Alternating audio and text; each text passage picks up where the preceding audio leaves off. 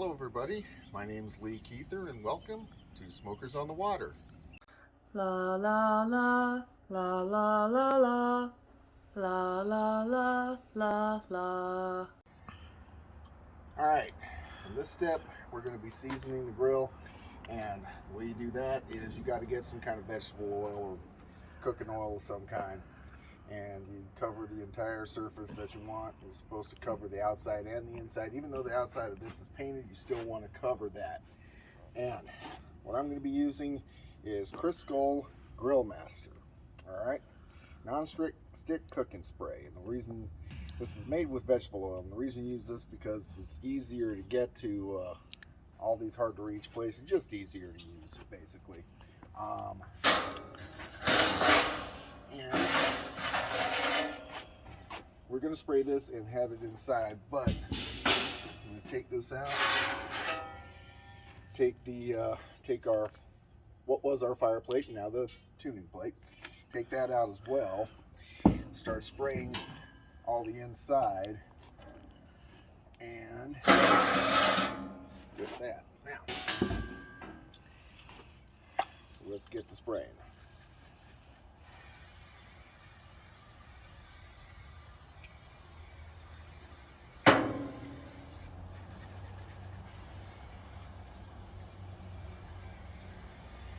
The reason we're seasoning this up, a lot of you probably already know, is to prevent this bare metal from rusting. There's going to be a whole bunch of chemical reactions going. One of them is called polymerization when this gets up to about 500-600 degrees. And my YouTube mentor, self-appointed mentor, I guess, Jeremy, he talks about this more, gets into the science of it. But basically, you get the idea. It's basically the same as you're doing a cast iron pan. So you want to here, get that real good. Same reason you season a cast iron pan.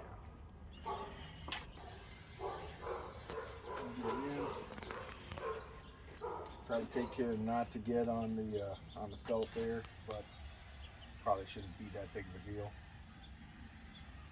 I do know that I wanted to get this to stick to the bare metal before spraying all this on there and getting it all seasoned, because if there was a coat of seasoning metal in between the felt and the metal there, maybe hard to stick. But this way I know it would stick on there. So I'm going to season this after, obviously I'm seasoning this after putting the gaskets on. Your results may vary. And switching over, we're going to do the outside. Why would you do the outside when it's got paint? Well, because the paint can flake up and get all hot and kind of blister off, and this may prevent that. Not sure, hoping it will. The outside of this gets righteously hot too, so you don't want anything to rust out.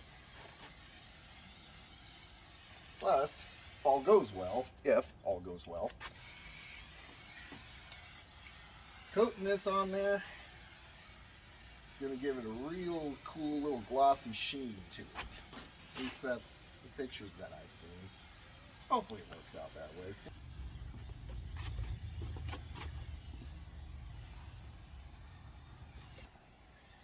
Take care to get the back of this to pretty much anything that's exposed. Now, this is painted, so you probably don't have too much to worry about, but better safe than sorry. Makes sense. Get a good hot fire here in a second. I'll show you about the chimney extension. Make sure you get it all. Now, got that. I'm gonna lift all this up and put these things in order. That's the new tuning plate. Give it a good coat.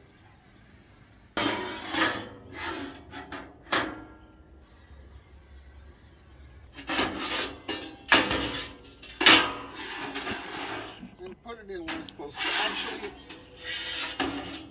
because these edges here tend to ride nice and neat on the curvature of that back wall, these things here. So I'm going to turn this one upside down. I won't keep it like that when I'm doing an actual cook, but for now, I don't want it to be touching the inside of the wall there, because it sits real nice and pretty like that. I'll show you later on. And put this top one on first.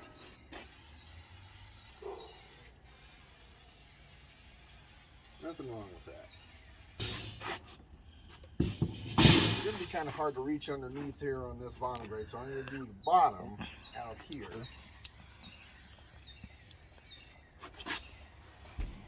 Put it in the grill and then proceed to spray the top. All right.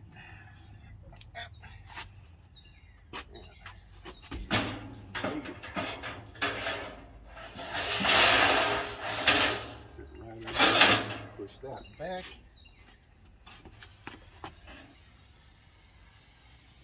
Yeah.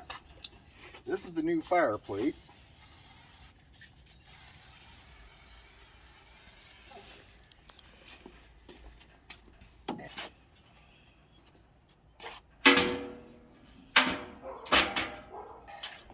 You remember,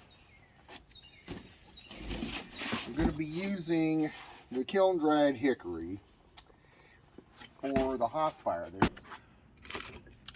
You'll notice that these are real small. I had to go ahead and split all these. What they'll come in these packs sometimes, here's this example, is they'll come in these big chunks, right? That's a really small firebox, that's a really small smoker. So you want to take an axe or a wood splitter or whatever and turn this into these, many of these. This will probably get 4 of these. But you don't want to stick this directly in there because it's not going to burn right. We're going to start off with the charcoal. Alright, got my charcoal chimney ready to go. Remembered enough charcoal this time. Tiki torch, I'm going to light that up. Go. About 20 minutes, that'll all be ready to go, and dump that out. Put a few logs on there. We got to keep everything open, build a really hot fire. Get that thing real hot, and then shut it all in, let her go. In the meantime, one of the things I did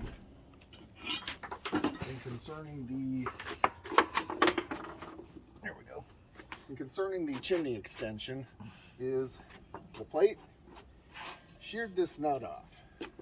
Okay, and the reason I did that is because I wanted to be able to adjust the height of the chimney while I was doing this. Now, stick this on here, and this is going to be my adjuster. You got one of these pipe straps with a wing nut type of apparatus on it. Now, what we do here, set that down in there.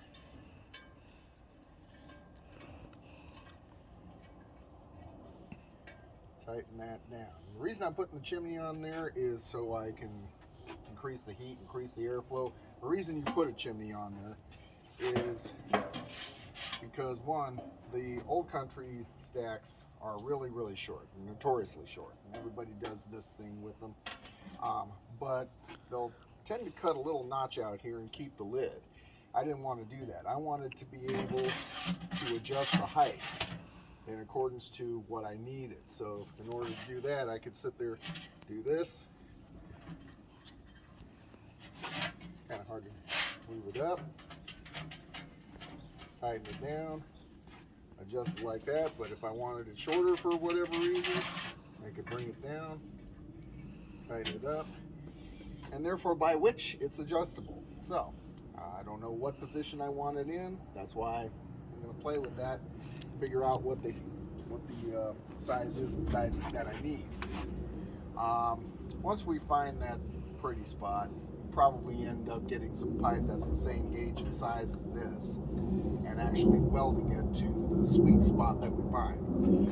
What I've found out listening to other people, Jeremy included, that if you have your smokestack too high, it could mean that your flow is going too fast, right? And that'll make your wood burn up faster. You'll get nice clean smoke out of it, but it's going to go off like a jet engine real fast. You want kind of a jet engine type of thing, but you want to find that sweet spot. Too low and you don't have the convection going. Too high, it's going in too fast and burning up your wood too fast. Now, if you got a lot of wood, you could probably get away with that, but find that sweet spot and you don't have to kill all your wood real quick to get the same results. At least that's what I'm hoping. So that's how I did the adjustable smokestack extension. These are, I believe, Imperial, I want to say. They're at Lowe's for $15. And then you can find the strap. The one with the with this little yellow doodad, if you can remember.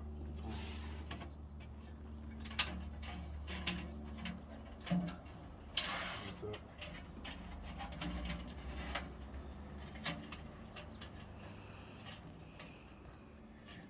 yeah, the one with the yellow thing there is usually for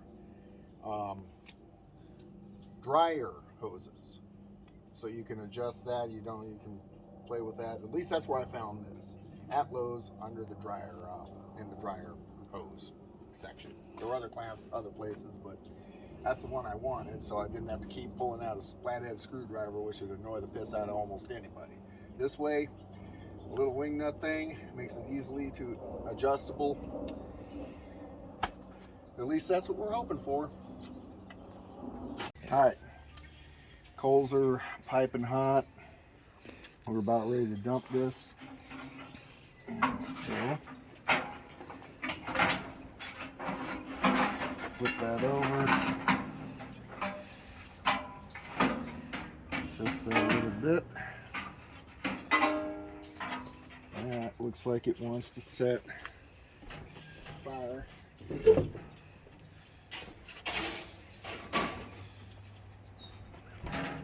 To some logs.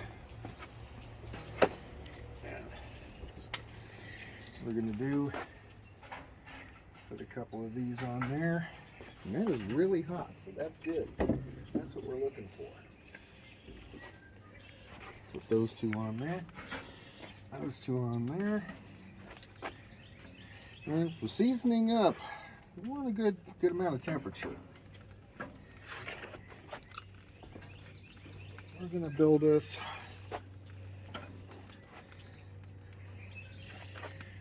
Eddie Murphy's uncle's fire. Now that's a fire. Y'all know what I mean by that. A couple of these.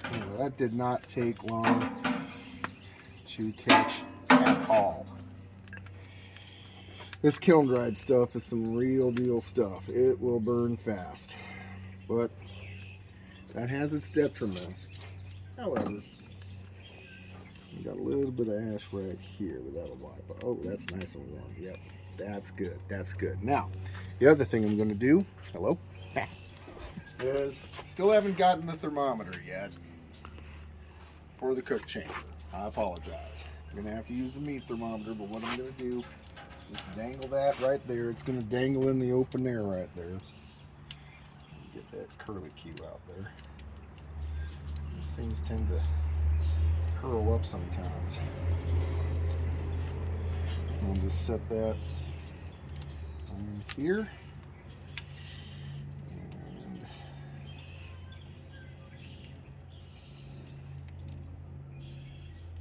I'm going to set that up. See how high that thing can go. Technically, I think we're supposed to go for like 600 degrees. Get a really good chemical reaction on that oil all over the place, inside and out. If I remember correctly, it's going to be 600 or more. So Well, that's as high as that goes, 572. Well, we'll find out when it gets 572. Well, it is nice and warm. There's no shortage of warmth. You want to open up everything up at the very beginning and let that really get going. And then, once it's going, we're going to shut it up, shut everything, get that air flowing up the chimney, start seasoning the grill. And this is going to take a couple hours, probably about 3 or 4, depending. It's all about what you see on that thermometer and how long we stay there. Today is Saturday. Tomorrow, Super Bowl Sunday. We want this ready for ribs. Not doing a brisket, just ribs. Just going to have a few buddies over. We're going to watch the game. This is being filmed in dog country, so we're rooting for Matthew Stafford. We're wanting the Rams to go all the way with this.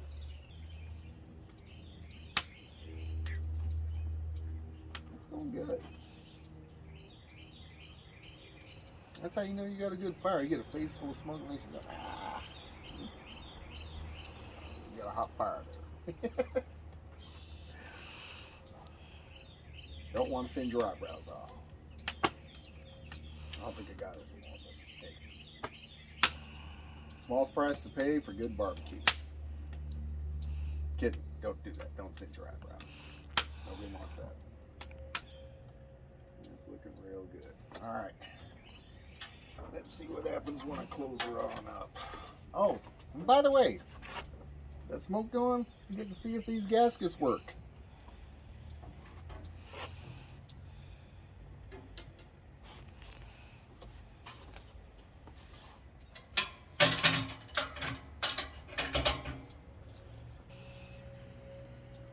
Now that's some pretty visible smoke.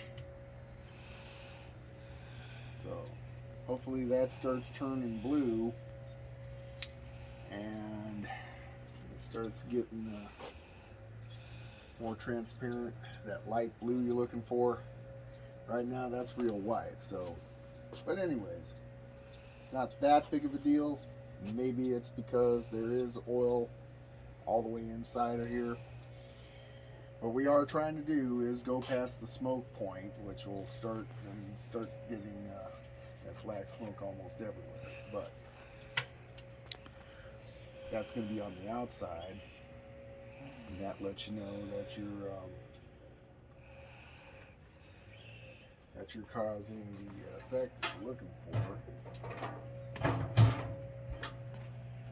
But all things being honest, what I am looking for is for that smoke to go from that white you see there to a real light blue. Almost transparent to where you really can't see it. That's what I want. And I don't got that yet, so I'm going to have to play with that a little bit before we put ribs on this thing. One thing I can tell you though is we don't have smoke coming out of here. Come around here and take a look at this right here. As far as the chimney height goes, you don't have smoke coming out here. The smoke is all going in that direction. It is leaking out a little bit here, but that's not the same thing. It's not coming out of here. So that means you've got airflow cutting through here.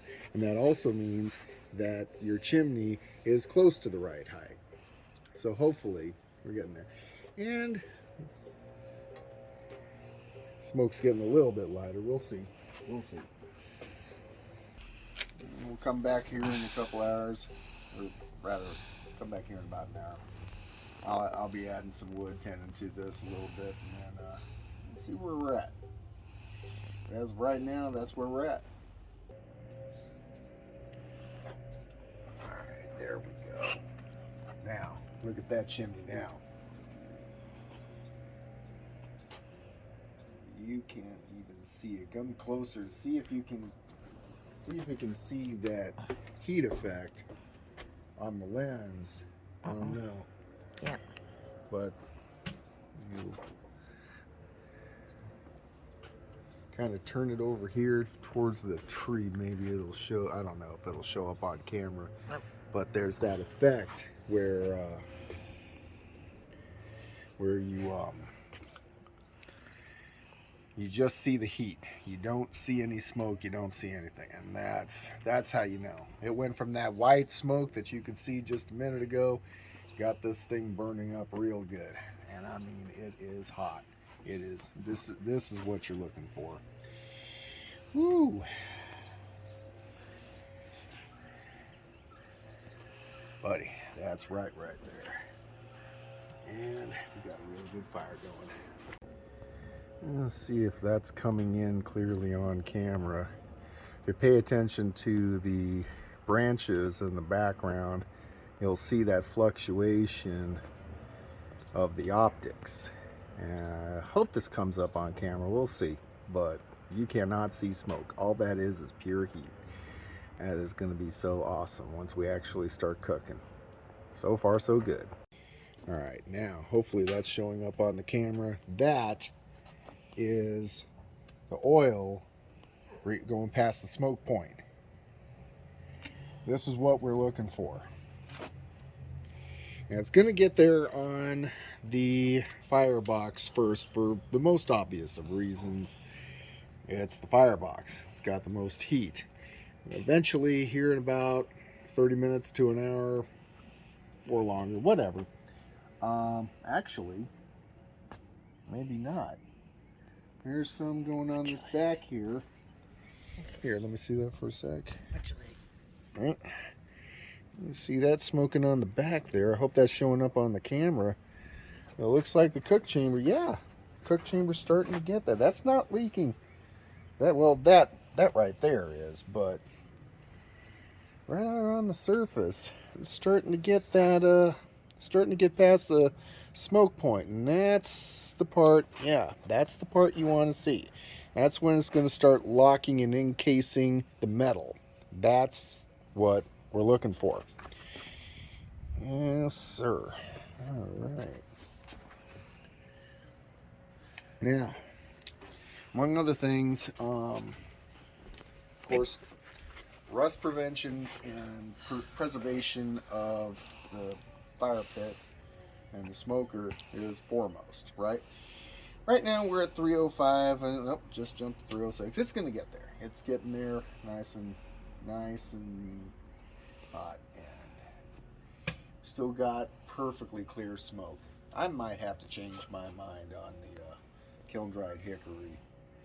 One of these days I'm going to get some, and we're going to do one rack of ribs on some kiln dried hickory just to see. I mean, it can't possibly be that bad. You want a 20% moisture to dry seasoning of the wood combination, but kiln dried, it sure looks good on the chimney, I'll tell you what. But we do have the pecan seasoned correctly. It's not kiln dried, it's good pecan. And that's what we're going to be doing tomorrow for the Super Bowl. Get those racks of ribs going good.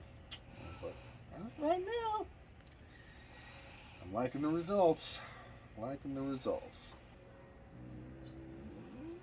leak has actually gone down. The smoke you see coming off of this is all polymerization. This is, yeah. Oh yeah. Yep. Come over here, check this out. Now you starting to see that real chemical change. Look right there. You can see that's starting to turn the oil, and that's going to encase your smoker. This is going to go from a matte black finish to a shiny finish, I believe. I think. I don't really know. We're just going to have to wait and see what it does. But I'll be doggone, it's starting to do what it's supposed to be doing. Well, this is a learn as you go process, and take a wild guess what this is. That, my friends, is the side gasket all along inside here on the firebox. This is supposed to be the heat resistant blah blah blah, and well, I'm pretty sure I did that wrong. So, oh well. But ain't leaking that bad anyway. So we'll see how it goes. Live and learn. We'll see. Progress report. Temperature's getting up there. We got it up to 517 so far. We're getting there. And there's no more smoke. There's no more smoke. Either that, not sure, but no more smoke anymore. So either that's a good thing or whatever. But we're still going. And to make sure that is burned on in. You know it. So, we've exceeded 572, and unfortunately, I have no way of knowing how much hotter it is. But, suffice to say, we've had some good chemical reactions with the coating and definitely on the inside. And we're still way burning clean smoke. That's non-existent. That is beautiful. That is as transparent as it possibly gets, and it's stayed that way. So, yes, sir. And that's going good. We're just going to let that burn out. And that will take care of it. And that will conclude the seasoning of the smoker. I'm going to let that go. Burn out all the wood.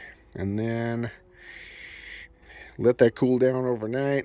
Tomorrow we are going to be ready for ribs and pecan wood and 250 degrees Fahrenheit. And this thing will hopefully, fingers crossed, make us proud. Signing off on the seasoning video. Well, thank you for watching. And if you enjoyed this video, don't forget to hit like and subscribe. And we'll try to have some more videos out here shortly. And stay tuned for the next one. Thank you for watching.